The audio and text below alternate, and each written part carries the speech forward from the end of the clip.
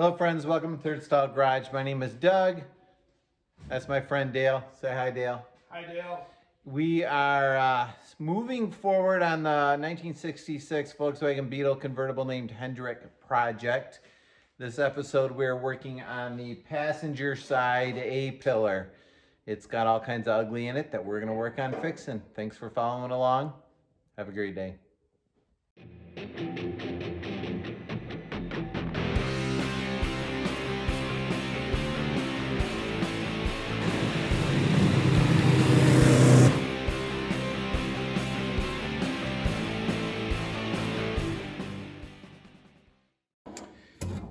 So this passenger A-pillar had a ton of Bondo covering it and a rust patch that we had cut out. Previously, we welded this seam here back together and put a patch all the way along there. But we need to deal with all of this ugly welding and holes from Bondo. On the back side of the hinge, we also have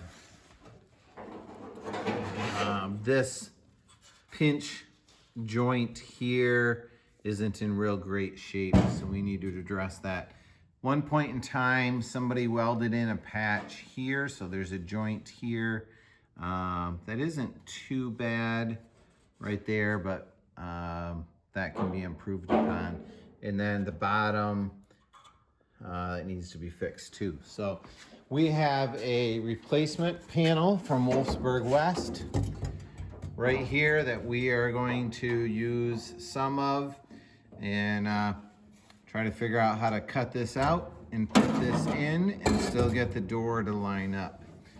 Dale's working on putting the heater tube in on the side before we weld that up and get that side ready for paint. So I'm gonna do a bunch of measuring and figuring out exactly what's the best way to slowly keep cutting away chunks until we figure out exactly what we wanna do.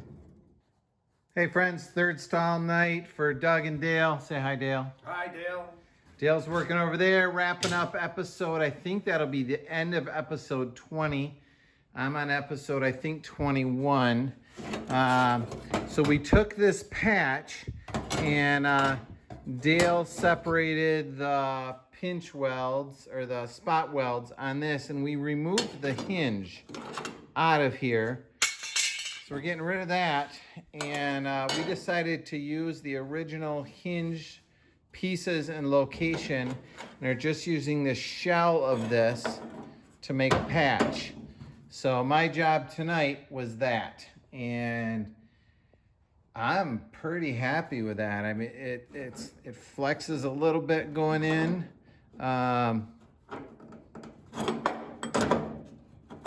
There we go. It was hung up on something. So I think, you know, I can trim it a bit yet, but I think we're pretty happy with that. The plan is I'm gonna weld, spot weld or tack weld this to the rocker panel, probably there and there, where it's easily to cut off yet. Set that in place, put the door on, check everything with the door, and if it looks good in terms of how the door gap is and how it sits, then we're going to take this back off, weld this solid, put this back on, test the door.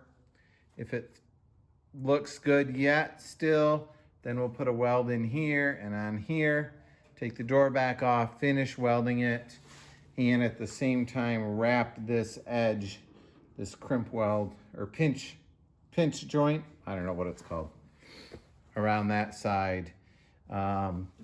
Clean it up, and then we should be ready to start fabricating or cleaning up the gusset that goes in here so it matches that side over there. Making progress, and this side's going smoother than the other side, so thankful for that. All right, it's Monday night. We're wrapping up. We're going to be back Saturday to keep working on it. See you soon. All right, Saturday, we got an extra work day on Hendrick today, which is great. Wrapping up the other side over there. Today we are working on the driver's side A-pillar. Time to mount the door.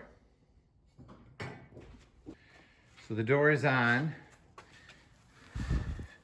2 screws in here, 2 screws in there. This patch is basically acting like a shim behind the door to make sure that our door hinge is shimmed the right amount.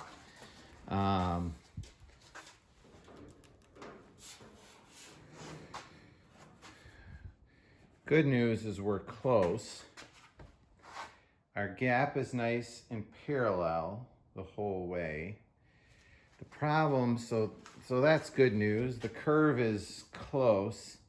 The bad news is when the door is flush at the top, it gets proud at the bottom, and it's a little low.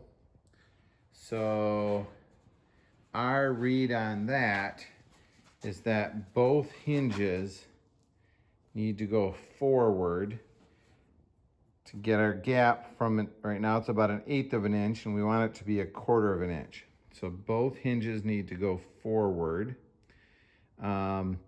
And the top hinge needs to go a little bit farther forward to bring this end up. The other piece that we need to do is the bottom of the door was a little proud when it closed. It didn't close all the way.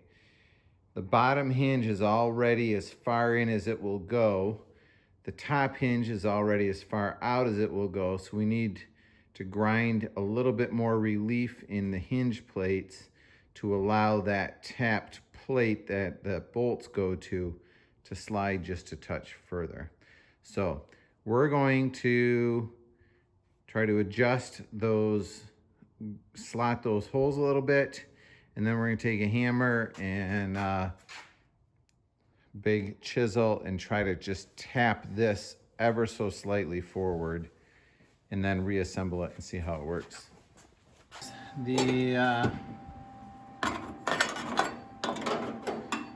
We got the crimp or that pinch joint working decently.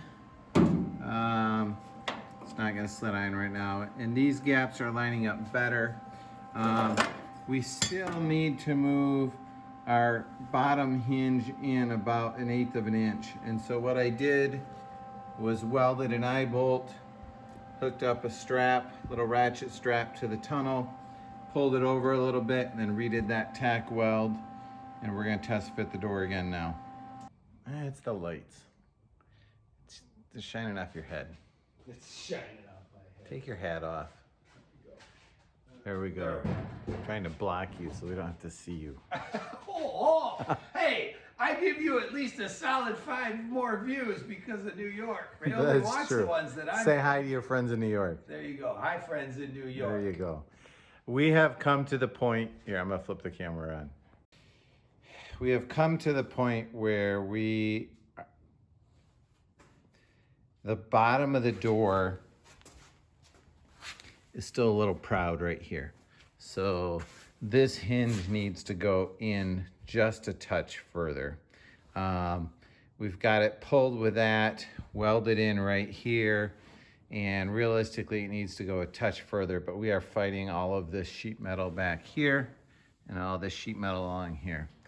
That's a minor problem. The major problem is this top hinge needs to go towards the front of the car about 1/8 of an inch. The bottom one needs to go forward maybe 1/16 of an inch because our door gap is narrow here and even more narrow here, and the door is riding low. So we thought it was in better shape than the driver's side, but it does seem like this whole thing is moved back a bit. We've been trying to avoid this decision all day, but I think we have to do on this side what we did on the other side. Cut this whole bottom edge free. Cut this whole bottom edge free. I'm gonna leave this strap on to locate the bottom of my A-pillar this way, and then we're gonna use a ratchet strap to try to pull the front end of this forward. Means that we thought maybe we were gonna wrap this project up today, but this one's gonna last a little longer.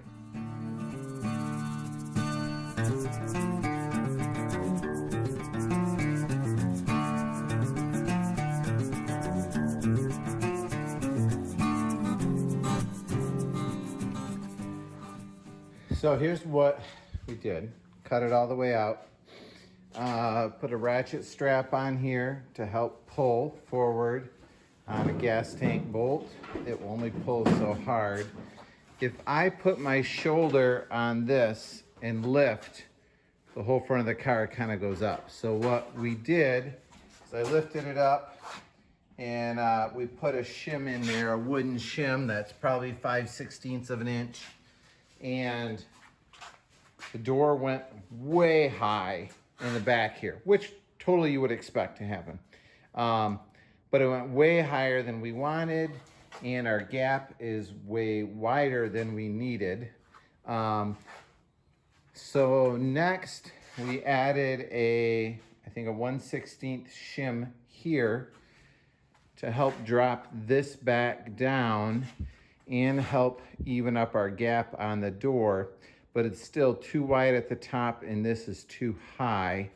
So we're going to take this shim out and replace it with gradually lower and lower or thinner and thinner shims until this door drops back down to the height that we want.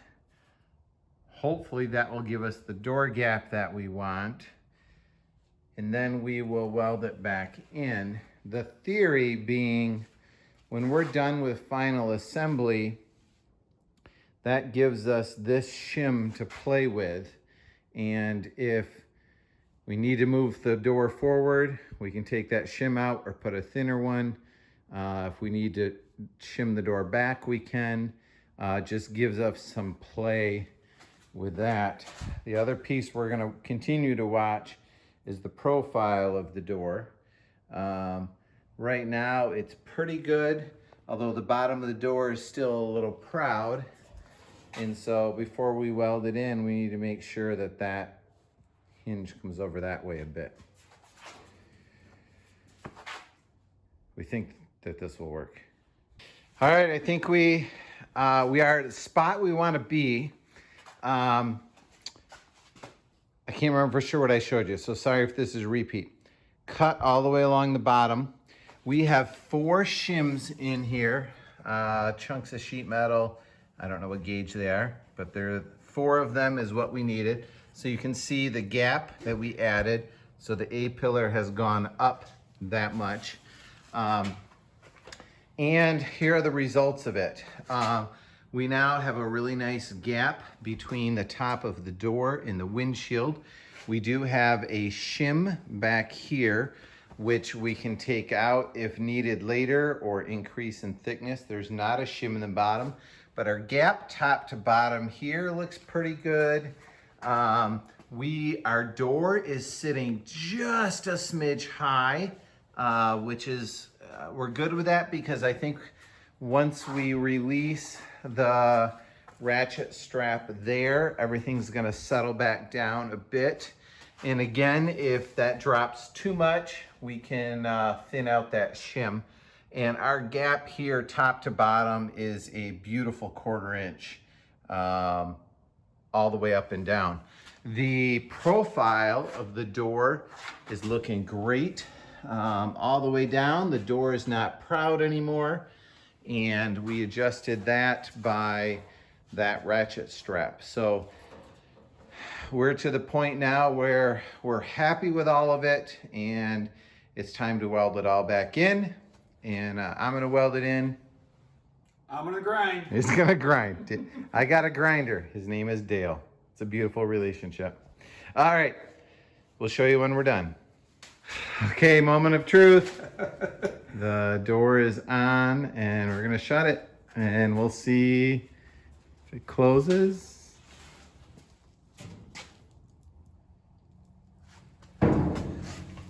little low. Just a touch low. This gap is great. That's great. So we can decrease the shim if we have to. Contour looks good. Not? Our gap looks good. Yeah.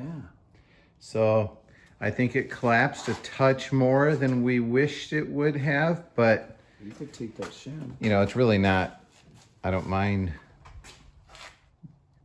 thinning that shim out a little bit or making one a little bit thinner. Here, Dale, hold that. Let's measure our door gap. We're shooting for 1/4 inch on the door gap. I apologize if I'm shouting. I have earplugs in.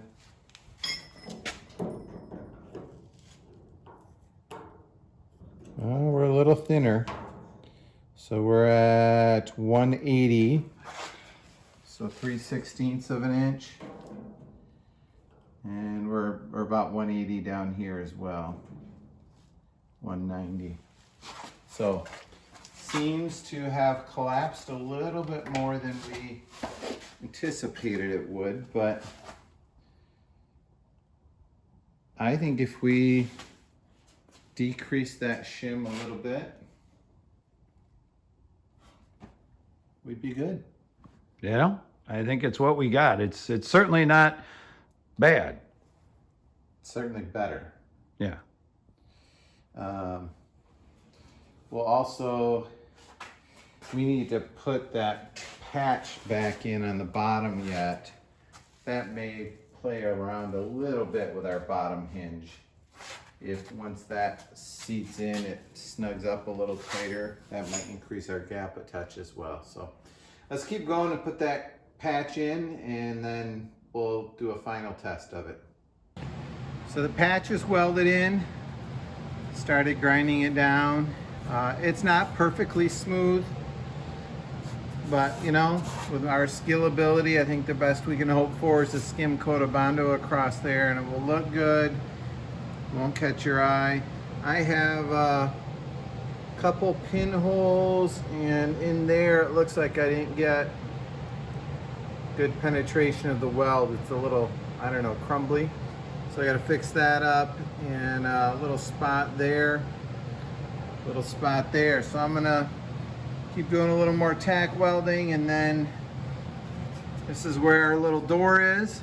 We gotta clean up this edge around the bottom, and we can start moving on to this gusset piece that goes in there. So, time to fill those pinholes. What we didn't show you is lots of welding and grinding. So this project, it's a wrap on this one. So this was cut, re-welded. We're leaving a little trap door there that we're gonna put a little plate over with 4 screws so we can access the heater channel. Let me get a better light for you there. So that's where the heater tube goes. This is the gusset that we cut off of the parts car to strengthen it. Welded the gap up across here. And again, welded this edge back together here. This was also a chunk of work here because there was a cut here and a cut here, and we wanted that edge to look as good as we could. So if somebody were to sit and look at it from this direction, you wouldn't necessarily too easily catch your eye that that's not a, you know, that there was a seam there. But that is a job that we feel good about. I think our gaps are gonna be good. We will have some shim here, which Dale's a little less content about than I am. I like it because it gives us the ability to move the door in and out as opposed to just out. I feel like that'll give us the play that we want, the adjustment that we want afterwards. So that's a wrap. This was episode 21.